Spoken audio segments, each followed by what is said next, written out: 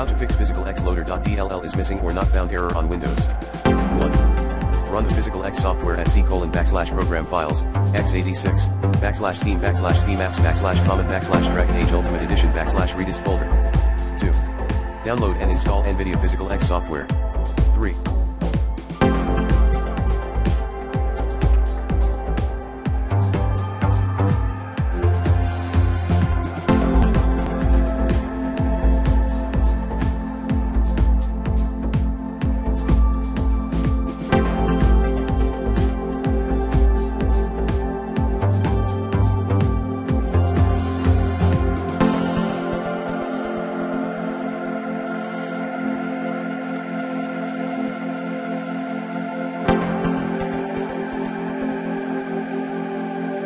Update your video driver using the recommended Avast driver updater in this video guide.